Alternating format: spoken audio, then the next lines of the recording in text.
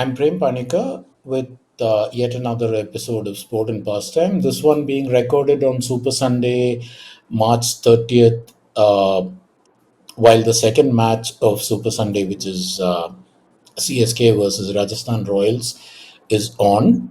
Hi, and I'm Faisal Shariff. And Prem, Dhoni has done it yet again. He's just stumped Nitish Rana, if you're watching the game too. But what an innings by Nitish Rana. It's just been fantastic to watch. It's just been amazing to watch the way he's gone about today. Yeah, and it's, I mean, for one reason or the other, we intended to talk about CSK today, and watching this is, it's somehow sad. Yeah. uh, I know that in the past there has been criticism of CSK as an aging side, and they've still gone ahead and won the trophy after that. But right Yeah. now, it's not just an aging side; it's a side that seems, I don't know, kind of, I don't know what it's doing in this league, to be honest. Yeah. I think there's too much focus on the brand equity of CSK. There's a lot of focus on the captaincy. The leadership is still not there. The last time I saw a game, and the bowler spoke to Dhoni. Dhoni asked him if he thought it was out. Then he turned to Gaikwad and told him, take the referral. And I thought that really undermined Gaikwad on the field. You can only have one general. We've seen captains before. Azhar once played under six captains. He was leading a team with six captains in the side. It's not a very good scenario to have if you're a young leader. Yeah, in fact, funnily enough, just before the match began, I was checking Cricinfo to see what they were saying, and they had got the two teams right just after the toss. And the funny thing that I noticed in that, Ruturaj Gaikwad and MS Dhoni both have captain after their name. I suppose it's one of those. Freudian slip. Yeah, a complete Freudian slip, but it's like you said, it's indicative of what is happening in that thing. And the time I started thinking about it was in the previous match which they played against RCB, Yeah. and that nonsense of Dhoni coming in at number 9 with just Yeah. two bowlers behind him, and the entire crowd erupting and everybody cheering when he hit a six and stuff like that. And it's not, look, it's not whether they won the match or lost it. It's not even, for me, it's not even where Dhoni bats in the order. It's their franchise. They do what they want.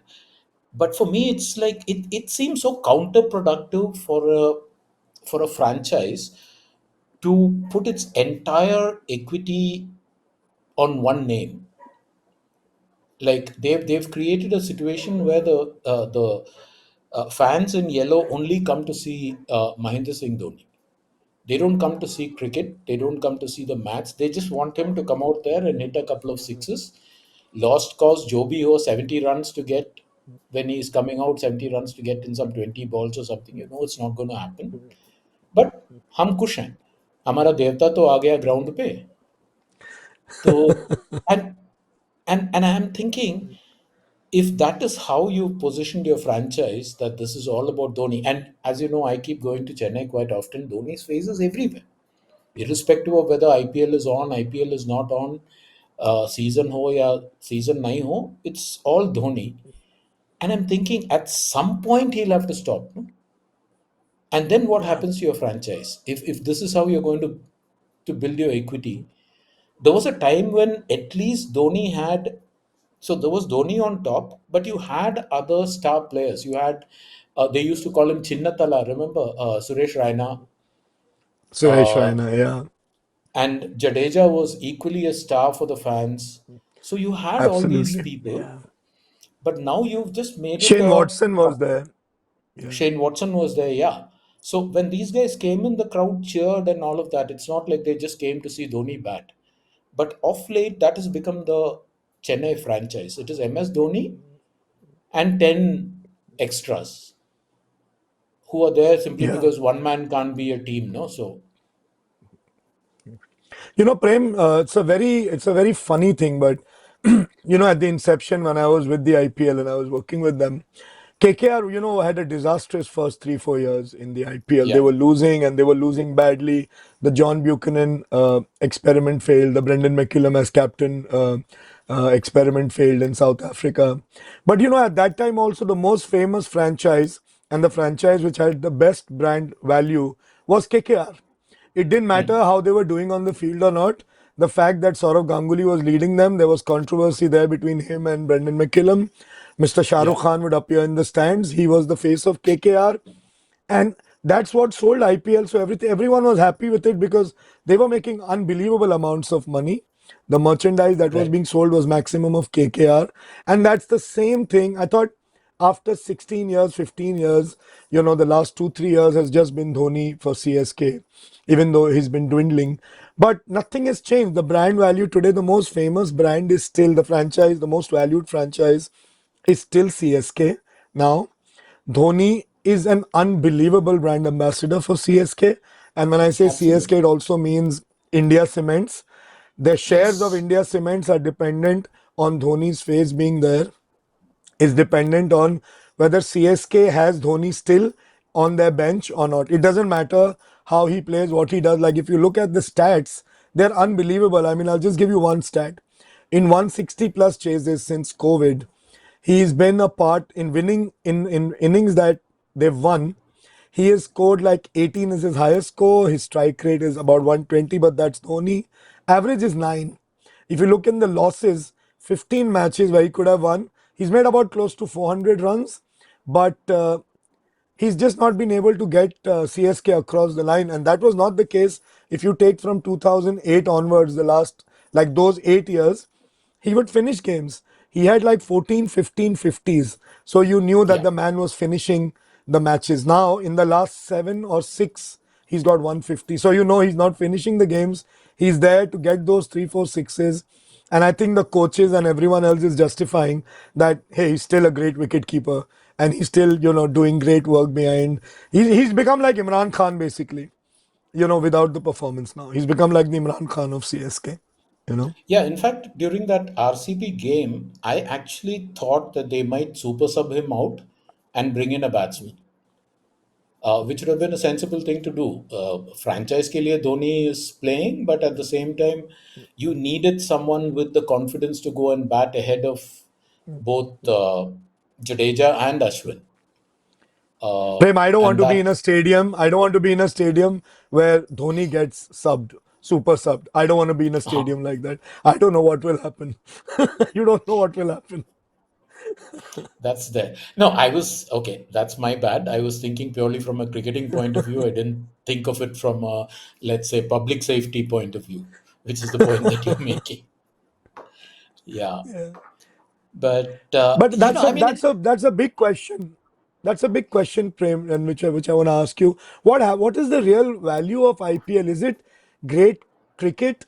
Is it just still a package that that Lalit Modi built for world cricket, and it's making so much money and it's great? Because when I see a match out of a BBL, or you see a great SAT20 game, you see the quality of cricket there, and you say there's something going on there. The quality of cricket is very good, the fielding and everything else. Like you look at the RCB game where they beat them. RCB, the Patidar captain, he had like 3 dropped catches. He's made a 50, but he himself knows that's one of the dirtiest 50s that he's ever scored. yeah, He was playing, he was so careless in his innings.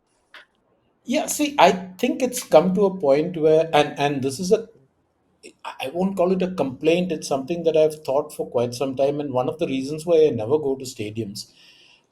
The last time I was in a stadium, you know, it, it baffled me that in front of me there were 10 people, all of them turned facing away from the action and cheerleading. And I was like, Itna paisa deke, you've come, you haven't watched a single minute of the cricket. It's just the spectacle. So you're waiting for the Mexican wave so that you can jump up and down. You're waiting for the camera to somehow pan in your direction so you can wave at it. You're waiting to cheer whoever it is who's the star player of that particular thing, and you're just following him. So If it's a Kohli, for instance, Kohli will be out on the boundary, he'll just look up at the crowd, everybody will start yelling. There's cricket going on that nobody bothered. I was like, okay, I'm done. I can't watch in a stadium anymore because I mean the time that I used to watch it was like the match actually mattered. And okay, this is going to make me sound very old, which is appropriate on my birthday, but Happy you know, birthday, Prem. yeah, thanks. But seriously, I mean, we used to go to watch the match, and that was a time when India Yeah. wasn't winning much. But there was that whole anticipation. There would be moments of magic. Uske liye hum bait rahe the udhar. Now it's like Yeah. I just come out having had a good time. What is a good time? I yelled my guts out. Maybe the person whose t-shirt I'm wearing, the same player went and scored a few runs or whatever. In which case, Sone pe suhaga, as they say. But even hua nahi to bhi, हाँ, I was at the ground and I did this and I did that and I took some selfies, put it on Instagram. Baat khatam. So yeah, I get the point about and you know what the pity is? The pity is that there is actually some good cricket happening out there. I mean, Yeah. while this is on, I'm watching Noor Ahmed bowl. The guy is doing Yeah. brilliantly well. He's just bowled. He's taken 2 wickets for 16 and three. And earlier Wow. today, I was watching. Yeah, and he looks unplayable. Yeah, and I Yeah, totally there's love something about that. him. Yeah, and I totally love the complete disdain on his face. He takes a wicket. There's no celebration, no nothing. He just chews his gum once, nods at whoever is coming up to congratulate him. Nothing, kuch, no fuss. And earlier today, I was watching the other game, DC versus SRH. So you know how batsmen they talk about this batsman, like a Glenn Maxwell, for instance, he'll start playing his shots. If he gets out of the first ball, TK. If he scores 100 of 25 balls, will be TK. It doesn't seem to matter. It's like I'll play with this intent of trying to disrupt the game. SRH has made that a team philosophy. I mean, they lose 4 wickets for nothing, and they still keep hitting. They're still going at 11. They're like no question of pulling back, playing for this thing. We have overs left. थोड़ा संभाल के खेलते हैं कुछ नहीं. But what struck Cricket me about version the of Mad Max. completely, and I'm not even saying that that's a bad thing. Look, I mean they have a cricketing philosophy and they're sticking to it. If they change, maybe because their team is geared towards this kind of play. So if they suddenly start changing and they're saying, okay, we'll play a bit carefully after the power play and all of that, maybe the team will fall apart. Or at least their playing Yeah. philosophy will fall apart. But what actually struck me about SRH is we talked about Mumbai Indians scouting, remember? Yeah. Yeah. SRH, SRH hasn't done too badly yet. Today we saw two stars. Aniket Verma with the bat, Zishan Ansari with Yeah. the ball. Both of them picked from outside, and that's a point that I'd like to hear from you also. These players are coming from outside the structure. So, what is the value of our traditional structure now? Very limited because they're not. There's no focus now on like I said the last time. Talent and resource development. That part has become very low. I think the franchisees really have taken over that part because you see people do well in the IPL and then that's a shortcut, or rather I say a very good window from where they can jump into Indian cricket, whether it's the T20 team or whether the one day team.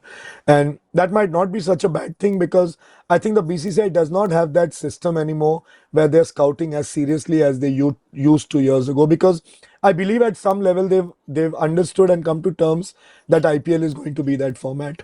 And that explains why we are struggling in the test format so much. Yeah, test and also to an extent the ODIs, right? I mean, despite recent Yeah. events and all of that, we're not able to pick up the longer form players simply because and the other part of it which actually a player put me in mind of this is that it also underlines what is happening with traditional domestic cricket in that the states uh, motivated selectors, bad selection policies, all of that is actually undermining the careers of various players who could actually make it. Mercifully Yes. IPL is covering up for a bit of it, but otherwise it's actually a prescription for disaster. Yeah. So like who was it who said that we could field two IPL teams, I mean two T20 teams at the same time and both of them would make the finals? That is true, but can we do that in test Yeah. matches? We can't put 13, 14 together right now. It'd be Yeah. tough. I mean, on an overseas tour, on an overseas trip, yeah. I'm worried about England. India, England is going to be really something we should watch closely. Mr. Gautam Gambhir, the coach, is already in England with some probables with the India A team, and he's. Yeah. What I hear is that there's going to be some crazy changes in the support staff. I think Mr. Nair might be on his way out, the batting coach, if I'm not wrong, and also the conditioning Abhishek Nair. coach might be making way. Yeah, Yeah, sorry, Abhishek Nair, and I think also conditioning coach will be leaving. I think they'll all be shown the door, and they're going to have new staff coming in. So, but that's going to be Yeah, real, well, real litmus test. If you fail Australia and England together, Prem, there'll be big questions asked. Big, big yeah. questions asked if you lose In both. the first place, I mean, it was never clear to me what Abhishek Nair was doing in the side in the first place. I mean, as part of the support staff in the first place. I know the answer. Gautam Gambhir wanted him, but why is a bit of a puzzle because I mean, I kept imagining that dressing room and I kept thinking, okay, Abhishek Nair goes up to say Virat Kohli or Rohit Sharma and tells them why you're not batting properly, your front foot is not coming. And I mean, I, and at that point, my imagination just stopped because I just couldn't see that scene in my head. Is the CN You know, smile visual? yeah. I mean, you have to have that quality, to go up to these kind of players and tell them what they're doing wrong. You can imagine a Yeah. Rahul Dravid being able to do it. You can imagine a VVS Lakshman, for instance, being able to do it. Doing it. You can Yeah. even imagine a Saurav Yeah. Ganguly going up there and saying, "What the hell are you doing?" But Yeah. no, I mean, not these guys. So anyway, and Yeah. the other thing, I don't know if this is confirmed, but the other thing you keep hearing is that Rohit is also not going to be on that tour. Yeah, that's a 50-50 as of now. I mean, the word is that he might not go, he might skip it, but you never know. As of now, he might not be going, but you never know. Things change very quickly. And the Yeah, way things are moving, you never know. Everyone wants to be there. The brand value is something that matters a lot. We've just discussed that about CSK and with the right. Indian team also. Once you're not in the Indian team, Prem, your brand value goes down crazily, whether you're Sachin Tendulkar or you are, Virat Kohli. Once you're out, you're not in the playing 11, you're not walking out on that field playing for India, the value goes down. And it's a brutal world there, the sponsorship world. It's a brutal world there, you know, and they know that. So they're trying to push it as much as they can. But Yeah, Prem, what are there any other exciting things that you observed? I want to mention two of them, but I'd like you to go first, and then of course, as we promised, we'll get to our guests. yeah. Well, no, I mean, for me, it's seeing all these names that went on the radar. Like I said, just in today's match, you have Noor Ahmed, you have Zishan Ansari, you have Aniket Verma. I mean, see, one of the things I remember we talked about this in Rediff. We used to talk about, what happens, the scoreboard, none of that matters. It is the stories, right? Uh, True. so you really want those big stories, and look at Aniket's story here. I mean, the guy is from Jhansi. He plays in the Madhya Pradesh Premier League. He just starts smashing sixes like it's going out of style. SRH, somebody Really, notices this, calls him over, and then he bashes the SRH bowlers out of the park, and they're like, okay, you fit right into our game plan, and they embed him in the side. It's such a fantastic story. And it is. I It was, I, is. I mean, somebody on Twitter posted, somebody who knows him well, I think his name is Abhishek, posted about how he lost his mom when he was very young, and his uncle Oh, was the one who sort of, mentored him. Apparently, his uncle gave up his job and everything, and his job was ferrying Aniket to the ground for practice and bringing him back. Some 13 kilometers or something. Apparently, every day they went up and down. oh, And oh. you know. Wow. And I was actually, funnily enough, you remember I was traveling, Artik Marrao and I were traveling in Bengal recently. Yeah. And so we were going from Calcutta towards Dhanbad. And as the car was going right in front of us, we saw this funny scene where there was this very small scooter with three fairly hatakata people sitting on it, and each of them had cricket kits dangling all over. So some of it was tied to the scooter, some of it was on their back. It looked very bizarre, you know. So what we did was we asked the driver to go ahead, and then we waved these people down. uh, we stopped them and we said, "Bhai, kahan ja rahe ho?" It turns out these guys are going to play for a club. So they've never Uh-huh. played for that club before. So apparently these guys are professional cricketers. That's what they call themselves. They said they are Wow, professional that's cute. cricketers. And the thing is, I was completely taken by that story. They said they are professional cricketers. So how it works is, apparently there is a WhatsApp uh, group, a Uh-huh. community, and when a club wants is going to play a match against another club and they want players, they go to this WhatsApp community, look at who's free, and they look at their scores and, you know, That's their amazing. profile and all that, and pick up players. So one of them was a left-arm fast bowler, one of them was a left-arm batsman, and one of them was a right-handed Hmm. all-rounder who bats and bowls spin. And they said the club Uh, had called them. So I was asking, how much do you get? So they get 1,500. So he said it depends on the quality of the player. So these guys are in the 1,500 per match bracket, for which they are wow. traveling some. And I asked them where the ground is. So they've come from Calcutta city, and they're traveling some 15 Oh, kilometers on the scooter to get to the ground. So this was in the middle of the day. It was wow. at about 10ish when we were on the road. The match is supposed to start at 1 o'clock. So they're on the Uh, way to the ground to play, and then they'll come all the way back. 1,500 rupees milega usko. So I asked, "Aapko do oof. you get your scooter fuel charge?" No, no, no, 1,500 rupees. So that is why all three of us are on the scooter, so we can save money. Otherwise, we would have all taken our bikes. But Unbelievable. what What a story. what I was Wow. thinking was, yeah, and what made me think was, this is what is happening. This is the grass. When we talk about grassroots cricket, this is grassroots. And this is the Yeah, place from where the Aniket Varmas and the Zishan Ansaris and all of that are coming up. It's that's fabulous. true. It is. It is. Someday, Without doubt. someday I just want to go and watch all these club cricketers and random matches that take place in some. I Oh, they're even asked about fascinating the, stories. huh? I asked them about the ground. They said, "नहीं, वो क्या होता है कि when there is farming going on, we can't play in those grounds. Once the harvesting is done, no, they level off the ground and all that, make a pitch in the middle, and that is where they play." Wow. Wow, that's phenomenal. That's phenomenal. These are the stories Yeah, that really make IPL what it is, actually. These are seriously. the ones who are aspiring because that's the dream now. That's the Yeah, dream as much as it is for India. But, then you say that you're aspiring for at least, what, 10 teams, so 150 players? There are 150 positions, while in the Indian team, there are just 15.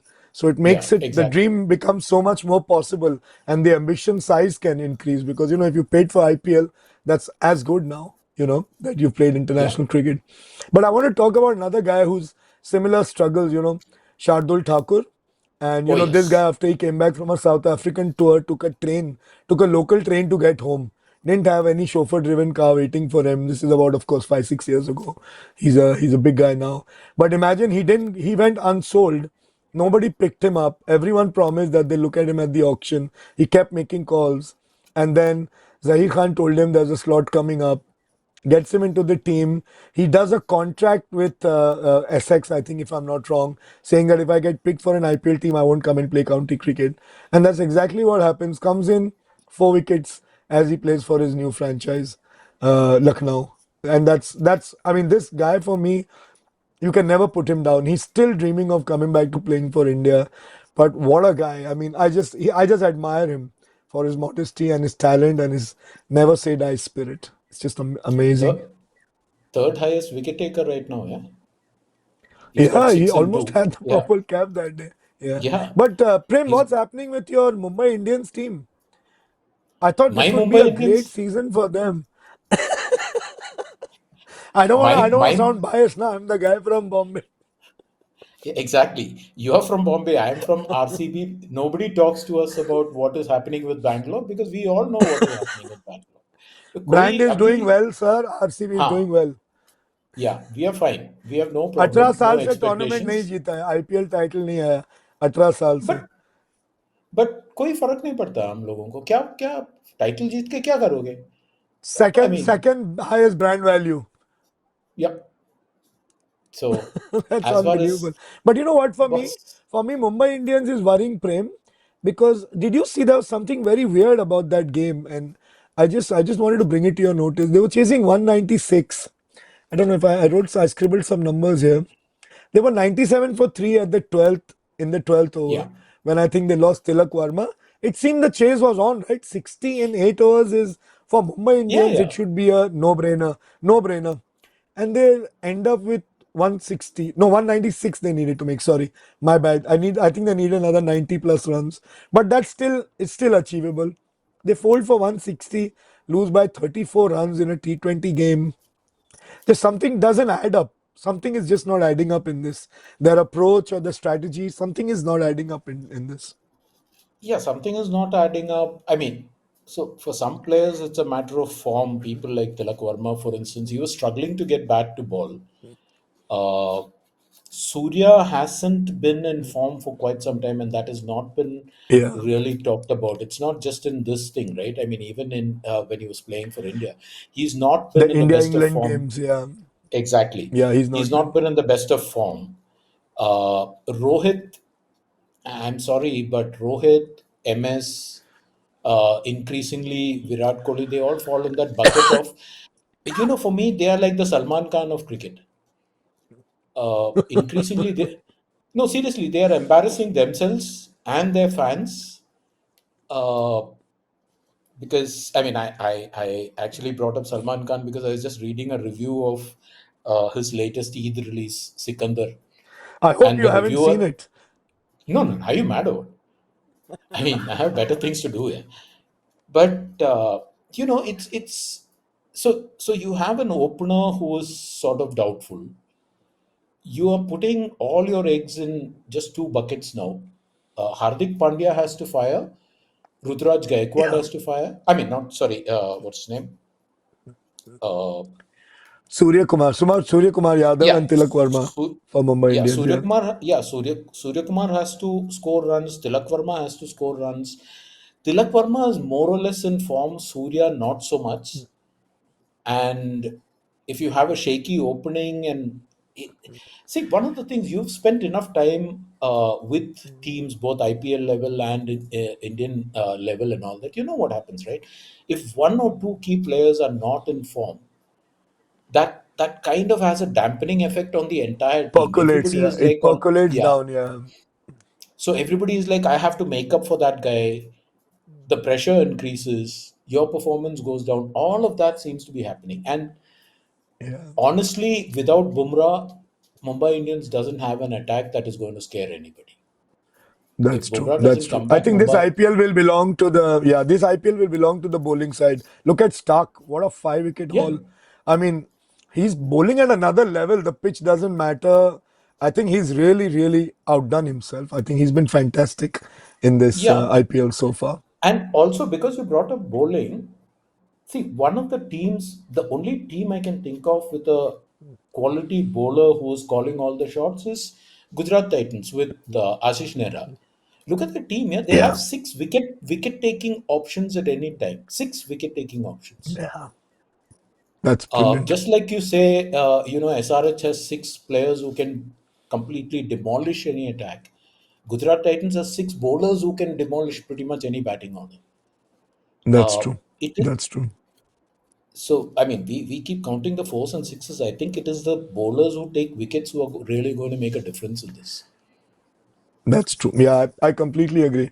And on that, Prem, talking about bowlers, I think we should now Oh yeah, introduce that interview which we did earlier in the week with the madman of cricket, Mr. Danny Morrison, amazing bowler. I have an interesting story. You know, Prem, he made his debut in that game in the Reliance World Cup in Yeah. 1987 when Mr. Gavaskar got his first 100 in his last, I Yes. think in his last one day game it was, and Yeah. Chetan Yeah. Sharma got a hat trick, and our friend Mr. Danny Morrison was taken to the cleaners. Like they say, the baptism by fire happened. But what a bowler! He's come back. He's really been. He's played 3 World Cups and he's been a fantastic ambassador for the game. Superb bowler, and the way he's come into this new avatar as a commentator, he's so much fun. But at the same time, his observations, as we saw in the interview, were phenomenal. He's following the game very seriously. He might Yeah. seem that he's just joking around and having fun, but I think he's phenomenal. And he's also taken a hat trick against India, that Yeah. too. Correct. Yeah. Kapil Dev, Ankola, and Mongia. I still remember. You should see that clip on YouTube. We'll try and see if we can give a link down there on our YouTube In the page. in the But show notes. yeah, Yeah. three But Yorkers, Prem, super bowling. He's a great guy. yeah, just as we throw to the interview, one thing that you said, about how closely Danny follows cricket. Uh, I know a lot of people kind of see him as this loud, boisterous joker in the middle of all of this. But you're right, he follows the game extremely closely. In fact, he's one of two international commentators who I respect for the homework they do. One is this guy, Yeah. and one is Ian Bishop. Yes, of Bishop course. knows more about Indian players than Indian commentators do. Yeah, he keeps coming up with, Yeah. and Danny equally. When you sit him down and talk to him, he'll pick up names, and you're like, hey, wait, yeah, how did I forget that name? He Yeah, it's remembers interesting. matches. He I was remembers taken what happened. aback. I'm really surprised by the pick, and when we asked him about which team he looks forward to, let's not say what he said, but let's see Yeah, the interview. Amazing observations. Amazing observations by Danny. World Test Championship win. New Zealand reached the final of the 2015, 2019 ODI World Cups. The women won the 2024 World Cup. Has New Zealand cricket made any kind of structural changes? What do you attribute this to? This consistent high performance? Gents, I really think in a way, and I'll be really clear about this. In this whole professional era, I think particularly of white ball cricket, and given it this century, and I think that the power brokerage that is the Indian Premier League, and then on top of that, all the other leagues that have spawned from 2008's inception of the Indian Premier League to kick on, your PSLs, the Caribbean Premier League, Australia started to take the Big Bash a bit more seriously, not till about 2011 or 12, around that time, and then the late great Shane Warne came back. Had a revival, Warney, and came back and played in Australia. So you think about Brendan McCullum, you think about that new brigade of Kane Williamson, uh, Bolt and Southey, and all those guys, all those protagonists that were around at that time. And I'm talking around that time of 11, 12, 13, 14, 15, um, getting all that experience and Mhm.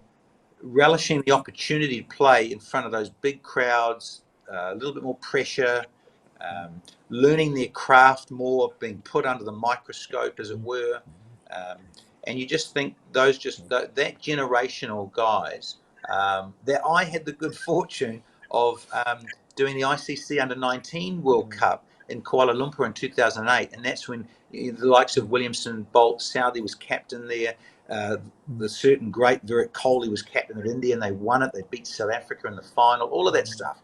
So when you look at that generation come through, and they talk about Steve Smith and Joe Root and the Fab Four, I think all of that sort of ilk and that timing, particularly for the New Zealand group, really gelled together, and you had such a great timing, as well as all what I've just mentioned, come together and do that. And it really not, and it wasn't so much it fell into place. You're quite right. New Zealand cricket, with its structures, got a lot more professional. The game grew to another level, and certainly I can't stress that enough. I just think the game for a lot of the international countries across the globe have got to give a little bit of credence, and quite a big bit of credence, to the Indian Premier League. those that were good enough to play in it and get the opportunity, it's developed their game measurably. So when I look at that, and you talked about all those finals, we're good at being bridesmaids. We love handing over the cake and the veil and everything, and the trophy. Apart from the test, the big malice, isn't it? The big test championship that New Zealand won in 2021. And then the women, you're right, and the women, and the same goes for them. I think for the females, the women playing in Australia, a lot of them playing in Aussie and in England, where I think for the women's competitions, particularly the UK and Australia, have been it was quite strong in recent years. And then you throw into the mix the WPL, the BCC. I've realised too that the women need their showcase, and they need to be recognised in developing the sport of cricket through the women's side of it. So they're doing that, and truly important that they need to do that. And you can see that's also paid dividends and definitely been very good for them and really helped them as a side. And as you say, look what happened in, just last year in 2024, recently in the Women's T20 Yeah. World Cup. Whoops. And that's fantastic as well for the women. So, yeah, I think for the game as a whole in New Zealand, it's not just about the code of rugby, men or women's rugby, because they're pretty good at that too. So cricket's got a great platform now. Right. That's amazing, Danny, given the fact that one of your coaches once said that New Zealand has more sheep than people in the country, and yet you're able to produce such world-class batsmen and bowlers. That's really something. But talking of the IPL, what is what has been the most interesting part for you? You've done so many leagues, and you've covered almost every league in the world. What is it that stands out for IPL other than just the magnanimity and the huge canvas of the league? I think really the understanding that back in its inception, which I loved, the whole thing of Bollywood meets cricket, and it was more of a cricketainment, as we've come to use that term of phrase now, cricketainment. It is a business. It's an entertainment industry. It's massive, and I just think the uniqueness of India's culture, i.e., with the music and the whole razzmatazz being able to be taken to another level. Just again, sheer numbers. I mean, the passion is equally there when you think about Bangladesh doing their Pakistan and Sri Lanka across the whole of the subcontinent. When they get that right and their tournaments up and amping and running well, it's amazing. And then the IPL, we all know it's the biggest extravaganza. So you do get the best of the crop, as it were, the cream of the talent around the globe. They want to play in it. And so I think the uniqueness of that, seeing the players get on and how that landscape's changed because you're sharing ideas, you're sharing your information, as it were, but to help the youngsters come through. And I think that's been, a real standout for me. The likes of young guys, local guys, talking to the big star names. And they're not just about talking with Virat or MSD players afterwards. You can see that the guys catch up and cross-pollinate and chat in the dressing room afterwards to find out ways of doing things that might just help them with some advice, just a small little tip. And so that's been a really good standout for me to sort of watch and develop. Danny, I had a two-part question on the IPL. One part is this: there are some new rules that have come in, and one that we've been trying to wrap our heads around is this whole thing of ball change. Uh, Right. I mean, it's a 20 over game. You want to change the ball in the 11th over, even accepting that. The problem that I personally have with that rule is you're leaving it to the discretion of the umpires, and that is always a cause for, I mean, that's always likely to end up in some kind of conflict between. So if the umpire denies a ball change, the bowling side is going to be unhappy. If the umpire accepts a ball change, the batting side is going to be unhappy. So my first question is, what do you think of that rule? And a related thing is this particular IPL we've been talking about. Is this the IPL where the 300 will be breached and all of that? What we're saying is more sixes, more fours, more all of that, right? Kagiso Rabada recently said you might as well change the name of this game to batting because the bowlers are not involved. Shardul Thakur took 4 wickets yesterday. The day before the match, he also Yes. said something similar about saying that bowlers feel irrelevant these days. Your thoughts on these two things, please, Danny? Well, it was interesting to hear what Andy Flower had to say. And of course, he's coached here a lot. He coached England. He's been here with the franchises. And so, again, he feels it's great. He thinks it's a good initiative to give that back to the bowlers so they can hold on to the ball more um, in the second innings post 11 overs, because it's, you're now deep into that. You've had 31 overs of a 40 over affair, and he just thought it leveled up it a bit more for the bowler's perspective to hold on to the ball, whether it's a spinner or a quick Mhm. bowler bowling between overs, 12 to 20 in that stage. So I look, I don't mind. I think something had to give there because of the dew factor. That's the other challenge that we've got in the subcontinent. Playing at this time of the year, it's not going to change. That's the window. We all appreciate that. That you've got to be able to say to the bowlers, as you rightly said, do they feel a bit irrelevant, or they're a sort of a beast that's been battered to death, really. And you make really a couple of good points in recent times, that bowlers, if they get it right, and they can execute it right, their slower ball, their changes of pace, you've almost got to have this as a quick bowler, a variety of 4, 5, 6 slower balls, differences. And of course, then you've got to have that really great Yorker. And I think you'll see sides, gentlemen, that were going more at the hole and the death, and those final sort of 18 deliveries is going to be paramount. Whether it's wide Yorkers, or depending what a batter's doing at any given time. And particularly, I'm talking about really flat pitches that are batter friendly, like a tabletop. And Hyderabad's one of those.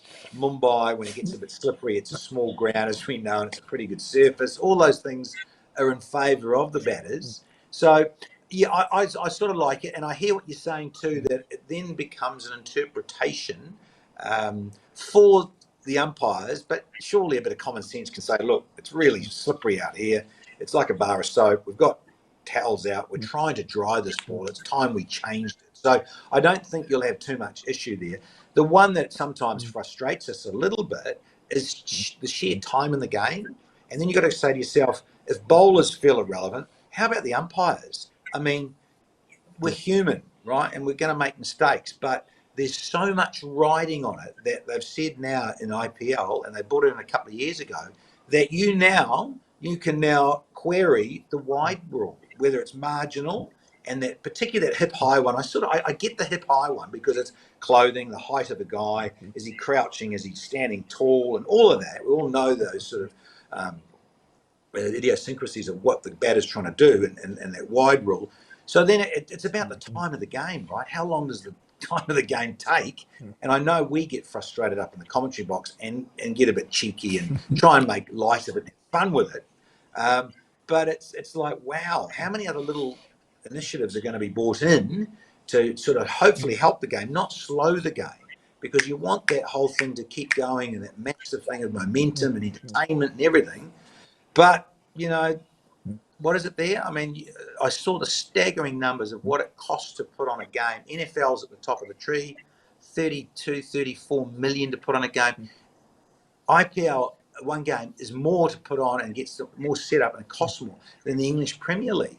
It's right up there at 15 or 16 million. It's just Yeah. staggering, the numbers that are concerned. And so that's why, gentlemen, you get the whole hassle and now these different little rules coming in and changes of things to try and get the correct decision. I'm aware of that, and we all appreciate that. But at what cost? At what cost do you slow the game down and turn the umpires almost into robots, where everyone just wants to go upstairs and check it out and slow it all down? And I mean, I don't have to tell you guys living where you live, the NFL, and you break it all down and slow it down, and how much time it takes. So that's where I question things, a little bit of frustration. And getting back to the point in the question, I'm all for the change of the ball at 11. And yes, it's part of the discretion of the umpires, but I think really common sense will prevail, and you'll just know that it's really slippery. We've got to change this ball for the bowler's sake, to have something back in the contest. Right. Danny, Prem and I were discussing a little bit earlier about some comments being made that is IPL or this cricket going the way of football. And I was trying to pick Prem's brains on it of how does it, because there are set pieces now by big teams and how they're preparing for it. Prem, you want to take that question further? It's an interesting one to Yeah, ask I Danny. mean, that conversation between Faisal and I was in context of what we were watching Vaishak do the other day. If you remember, he came in as the impact sub towards the end of the match, and then he bowled those 2 overs. It goes to what you were talking about, Danny, about bowlers needing those new skills. All Vaishak did was bowl the wide line Yorkers well towards the tram line so that he took the leg side out of the equation, pretty much Yes. packed the outside field. And it looked almost like a football set piece, a guy coming in with just that one specific role, one specific thing. Does the cricket coach now increasingly have a role to play in tactics, strategy, on in-game strategy? I'm not talking about what you discussed during the, player meetings and stuff. But as cricket Yes. evolves, will the role of the coach become even more significant? Oh, well, 100%. And I think you can see with different personalities of guys that are a little bit more animated than others, like a Ricky Ponting, be discussing stuff, or Nera, classic case there, getting up maybe even sideline, Yep. conveying the message to someone standing out there at long off or long on, and just saying, look, take this back to the skipper, or even Prem, the captain, as we know, and if they like it, they'll be in that hot zone of those catches at long on and near the dugout anyway, and can talk to the coach in real time. I know, again, the example of the big American game of NFL, and they're all microphoned Right. up, their headsets on, and all of that. But to get back to your point, I think so, and that tactic working. We saw it in Ahmedabad.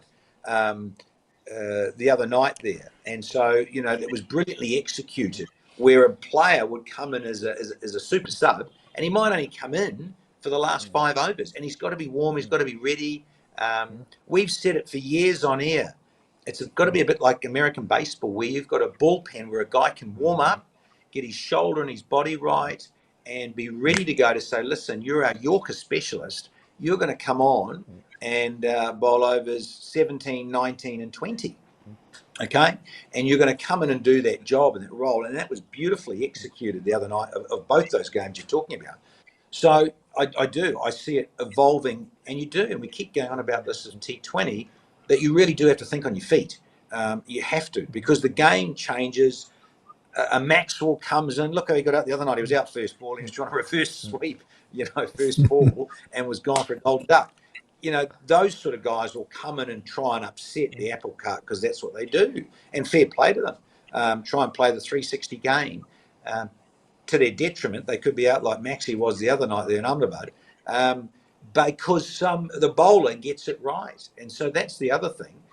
Executing wide line Yorkers, and Amrabat going to give away a few wide, sure, but that asking rate, and then you get your next one right, and it's a dot ball, or he gets a Yorker length, digs it out, can't get a run, might have bowled 2 or 3 wides on the trot, and then there's only another dot ball, and so it's almost a game within a game, evolving with those death overs, those last sort of 18 balls, if you like, of a specialist guy that comes in, and the coach has got a set strategy that gentlemen could also then be flexible enough to say, look, it's a left-hander, it's Nicholas Poran. We know what he's trying to do. We might just have to go a little bit on this angle, or I want to bring someone else on and have a really good crack at him coming around the wicket to bowl in that as toad Yorkers sort of thing, right? And they'll talk about that till the cows come home with strategy and everything. So it is, you're quite right. I think the game gets broken down into those different parts with specialists who come in and bowl in the mid-overs, or the new ball bowlers who swing it in the first six and what have you. And everyone wants a wrist spinner, don't we? On a left arm, we want a left arm wrist spinner or a right arm wrist spinner or a left arm orthodox. That, all of that stuff is fascinating to see in the layout of the team and what they produce at any given part of the contest.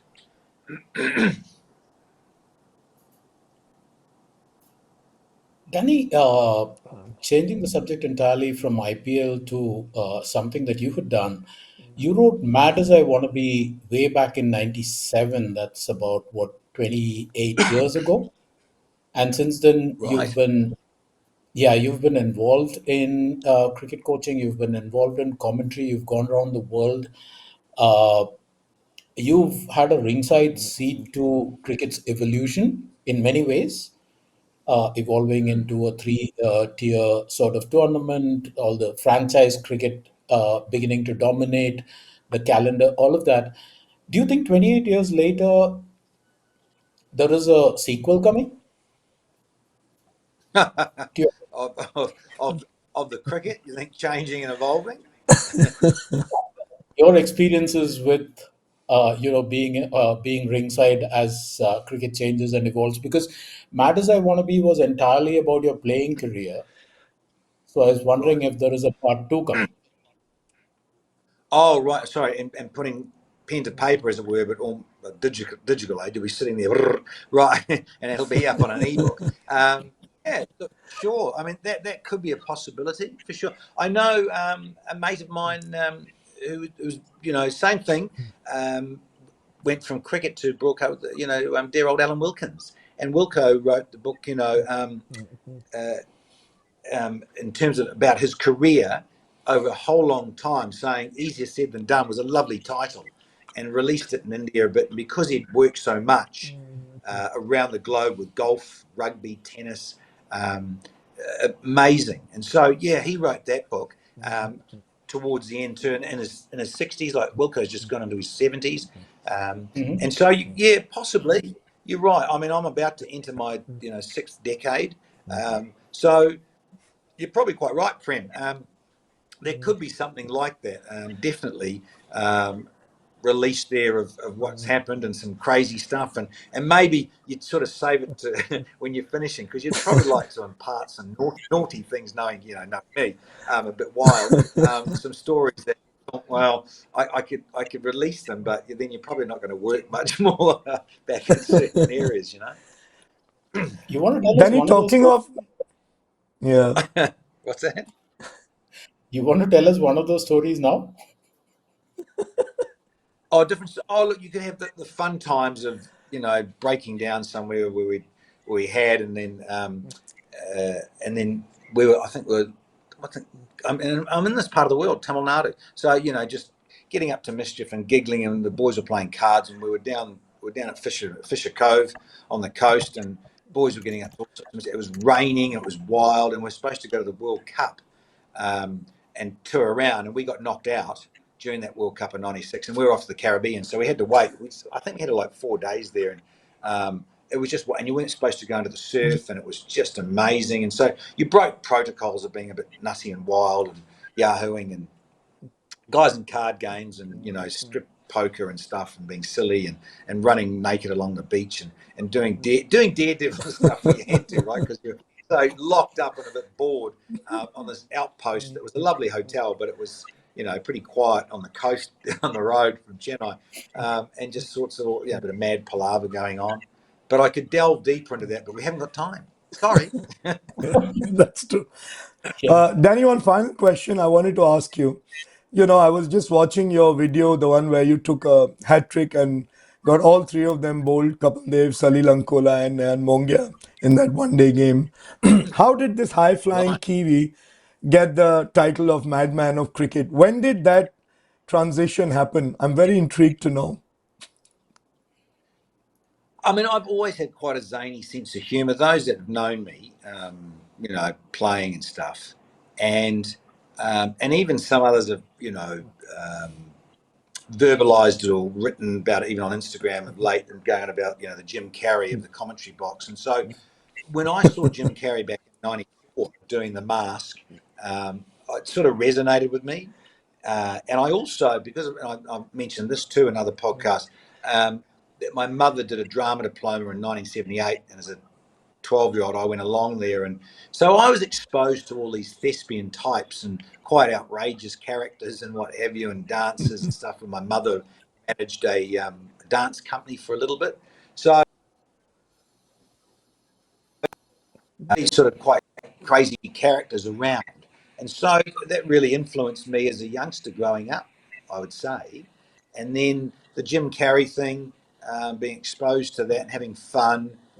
Um, there is that side of our family that are quite theatrical and a bit different.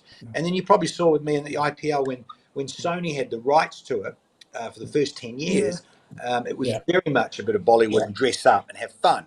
And so for me, Yeah. I enjoyed that and I embraced that and put on outfits and did, impersonations of some of the, Bollywood movies. We did something near sideline and pretending to be Amitabh Bachchan, that famous scene driving along and having fun. And for me, that's a lot of it really, because part of that philosophy is, um, yeah, life, of course, life's serious and you've got things to do and families or bills to pay and all of that sort of thing and the cycle of life and the treadmill of it all.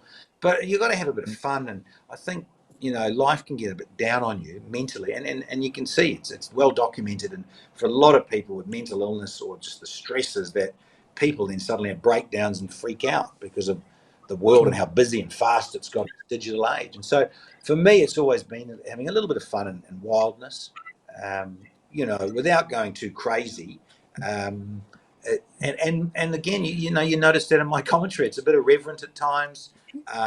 The other night, geez, at the end of the overnight, I happened to be leading for a change, and Shubman Gill will smash one downtown, and I'll go Shubbers, and it's gone beautifully over long off with a great drive, and that's just me, and yelling a bit of a nickname with it, but of course still broadcast wise that you've got it's Shubman Gill instead of just isn't it a stunning shot for four by Shubman Gill? Well, no, he's fatted this and Shubbers, and man, do we love it. So it's more emotive for me, and that's what it's about because that's who I am, and have a little bit of a laugh with life. So nothing changes because sometimes it gets a bit too wild for some people, um, and they often say, "Well, Danny, you know your niche. That's your niche," and that's how sometimes I tend to get boxed a little, and that's fine. Um, T20 We love cricket, it, love it. but I mean, I love Test cricket as well. Yeah, I love Test cricket. And look, and I used to do a lot of it in the UAE when Pakistan were based in the UAE a lot. I was myself and Dean Jones and Tony Gregg, God rest his soul, the old late great Tony Gregg. We'd do a lot of that in Sri Lanka and that time. Be involved in that area and be we would be the overseas neutrals, and they could relate to a little bit of our irreverent style and Greggy's big booming voice and distinctive voice and Dino and I being a little bit out there and wild, and Dino with his theories and technical coaching madness, and people think, "Geez, what's going on? That's left field." And then and I'd be a bit irreverent on air, and it just work, and it's just fun. You got to enjoy life. that's Yeah. true. It's been refreshing, I must say. Yeah. Stay wild. Stay while just before you go, Still wild, yeah. Danny, I can't let you go without telling me what is the one player who you look out for in this IPL and the team that excites you the most in this IPL. Um, Well, I suppose let's want to have a bit of a fairy tale, and you Mhm. think about Delhi, you think about the Kings 11, and you think about RCB. They've never won it. Those three Yeah. franchises have never won the IPL. It's been dominated by Mumbai and Chennai, as we know, and Kolkata. Those three really. So when you look at the Kings 11, I think for me, and that we've just had that super auction, a lot of change. And isn't it amazing? I was talking about it on air with Ravi Shastri and Matty Hayden while we were on. And so, isn't it fascinating that Shreyas Iyer wins the trophy with KKR, but in the auction then gets to move, can't celebrate it for long, son. This is professional sport, and that's just the reality. He's off to the Kings 11, and I think Ricky Ponting, and again, that's just kudos to Ponting and his thinking and how he is, and works in the commentary box in Australia for Channel 7, and then he's got a coaching hat on over here and that.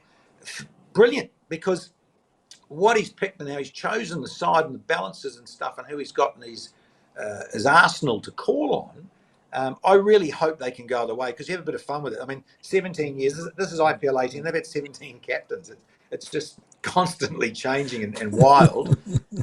For me, I'd love to see the Kings 11 get up and win it, because it really would be a little bit left field and freak a few out against the form book.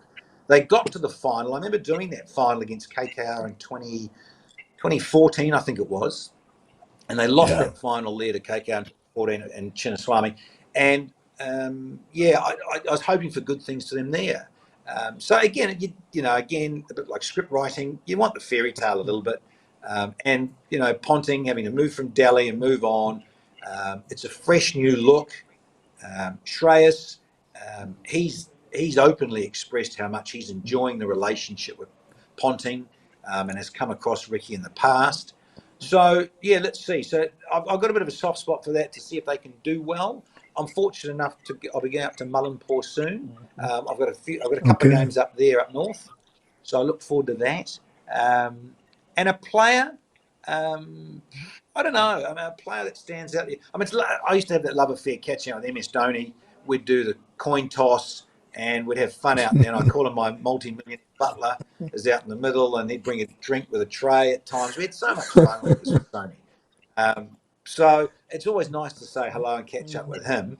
But to be honest, guys, I just think, you're just seeing people that you don't see that often. You only really either see here, or you might run into them where on the circuit in the Caribbean, or where else, on the global scale, run into them in Australia or something. So fingers crossed. I'm wanting the Kings 11, the Punjab brothers, to do well. Awesome. That's a great choice. Quite surprising. You want to look out for that. Danny, why don't we let you go now, but why don't you sign off in your typical signature style before you go? What you do at the tosses. Okay. Rightio. Thank you, Prem and Faisal, for all your love and caring on a podcast of note. But all again soon. Thanks so much, Danny. Thanks. Cool, gents. Good to chat, eh? I got it together. We'll talk more, Faz. Yeah, we'll do. Okay, thanks, Danny. Thanks for that. See you guys.